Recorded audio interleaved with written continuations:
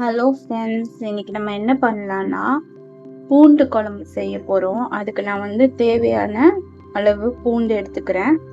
இது ஒரு 3 medium size வெங்காயம், 3 பச்சை மிளகா.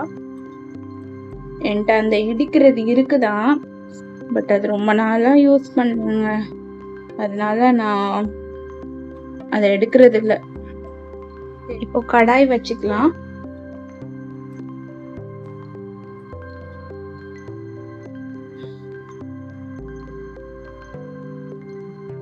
கொஞ்சம் பூண்டு குழம்பு, சின்ன வெங்காய குழம்பு, இதுக்கெல்லாம் நீங்கள் கொஞ்சம் நிறையவே ஆயில் ஆட் பண்ணிக்கோங்க, நல்லா இருக்கும். நான் ஒரு 4 டேபிள் ஸ்பூன் ஆயில் ஆட் பண்ணிக்கிறேன். இது நல்லா சூடாகட்டும். ஆயில் சிம்மர் பண்ணிக்கிறேன். கொஞ்சமா கடுகு ஆட் பண்ணிக்கலாம்.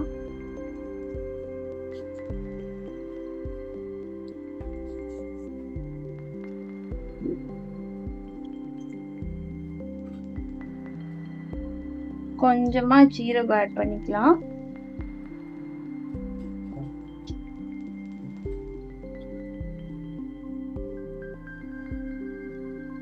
கொஞ்சமா வெந்தயம் ஆட் பண்ணிக்கலாம். இது நல்லா பொரிஞ்சிட்டு நம்ம 4 பச்சை மிளகாய் ஆட் பண்ணிக்கலாம்.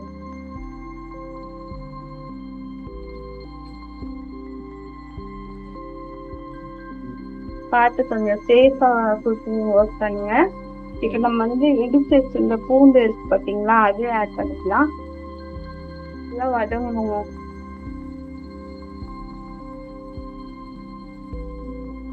சாட்டே ஆகுற டைம்ல நம்ம ஒரு 4 தக்காளியை அரைச்சி எடுத்துக்கலாம்.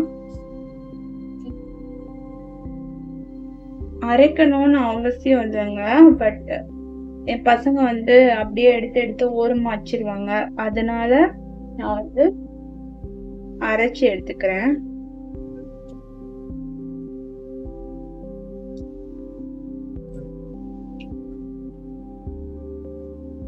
பூண்டு நல்லா சாட்டே வச்சு பார்த்தீங்களா, இந்த மாதிரி ஃப்ரை ஆனதுக்கு அப்புறம் நம்ம வெட்டி வச்சிருந்த வெங்காயத்தை ஆட் பண்ணிக்கலாம். தக்காளி அரைச்சாச்சு பார்த்தீங்களா, நல்லா பியூரி ஆயிடுச்சு. என்ன பண்ணிட்டீங்களா, இந்த டைம்ல உங்ககிட்ட எதுனா ஒரு காய் இருந்தா கூட நீங்க ஆட் பண்ணிக்கலாம். நான் என்கிட்ட முருங்கைக்காய் இருக்கு, அதனால நான் முருங்கைக்காய் ஆட் பண்ணிக்கிறேன்.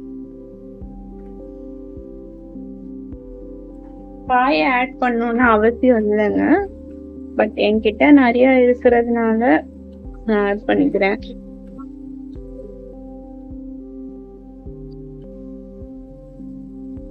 மூடி போட்டு குக் பண்ணுங்க, அப்பதான் சீக்கிரமா குக்.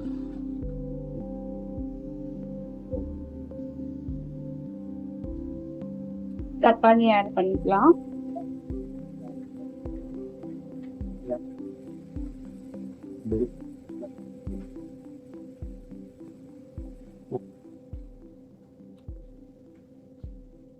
கொஞ்சமா தண்ணி ஆட் பண்ணிக்கலாம்.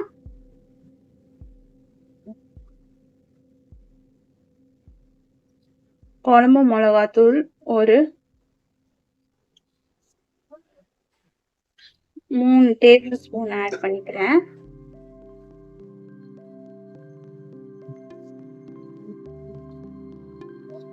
இவ்வளோ ஒரு திக்னஸ் வரும், டேஸ்ட்டு. இந்த குழம்பு மிளகாத்தூள் நீங்கள் ஆட் பண்ணாலே அது ஒரு திக்னஸ் கொடுக்கும், ஒரு டேஸ்ட் கொடுக்கும். புளி தண்ணி ஊற்றிக்கலாம்.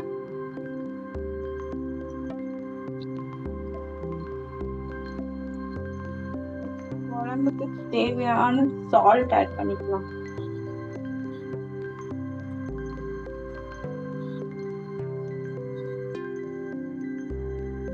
நான் கொஞ்சமா நாட்டு சர்க்கரை ஆட் பண்ணிக்கிறேன்.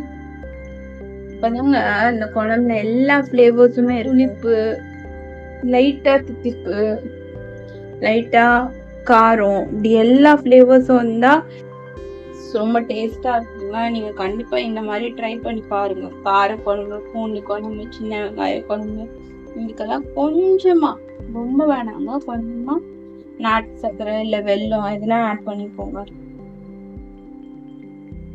இப்போ இது கொதிக்கட்டும்ல, குழம்பு நல்லா கொதிச்சிருச்சு பாத்தீங்களா? இந்த மாதிரிங்க ஆகணும். ஆயில்ல செப்பரேட் ஆக்கி தெரியுதுங்களா உங்களுக்கு? சூப்பரா இந்த மாதிரி ஆகணும். இன்னுமே கொஞ்சம் திக்கா ஆகட்டும். நம்ம அதுக்குள்ள இன்னொரு ரெசிபி பார்த்துடலாமா? கடாயில நான் கொஞ்சம் ஆயில் ஊற்றி வச்சிருக்கேன். இந்த டைம்ல கொஞ்சமா குழம்பு மிளகாத்தூள் ஆட் பண்ணிக்கலாம். ஒரு 2 டேபிள் ஸ்பூன் ஆட் பண்ணிக்கிறேன். ஒண்ணுமே இல்லைங்க, உருளைக்கிழங்கு ஃப்ரை தான் பண்ண போறேன். சிம்பிளா நீங்க உங்க வீட்டுல வந்து உருளைக்கிழங்கு இருக்குன்னு நினைச்சுக்கோங்க. சைட் டிஷ்க்கு எதுவுமே இல்லை. இப்போ நான் உருளைக்கிழங்கு வேக வச்சது, கொஞ்சமா குழம்பு மிளகாத்தூள் ஆட் பண்ணிக்கோங்க, உப்பு ஆட் பண்ணிக்கோங்க, மஞ்சத்தூள் ஆட் பண்ணிக்கோங்க. போதும். இதுதான் ஆட் பண்ணிட்டு லைட்டா அது சூடாகட்டும். கருக விட்டுறாதீங்க, சூடானா மட்டும் போதும். இந்த டைம்ல நான் வந்து உருளைக்கிழங்கு போட்டு நல்லா வதக்குங்க. இந்த மசாலாவோட மிக்ஸ் ஆகட்டும். சீரியஸ்லி நீங்க இப்படி ட்ரை பண்ணி பாருங்க, சூப்பரா இருக்கும். கண்டிப்பா இது மாதிரி ட்ரை பண்ணி பாருங்க. உங்களுக்கு தேவைன்னா கரம் மசாலா ஃப்ளேவர் பிடிக்கும்னா கொஞ்சமா கரம் மசாலா ஆட் பண்ணிக்கோங்க. போதும். செம்ம சைட் டிஷ்ஷுங்க. வேற எதுவுமே வேணாம். கார குழம்புக்கு, சாம்பாருக்கு, ரசத்துக்கு, தயிர் சாதத்துக்கு சூப்பரா இருக்கும். ஒரு 5-10 மினிட்ஸ்ல செஞ்சிடலாம். நீங்க இந்த மாதிரி கொஞ்சமா கரம் மசாலா ஆட் பண்ணிக்கோ.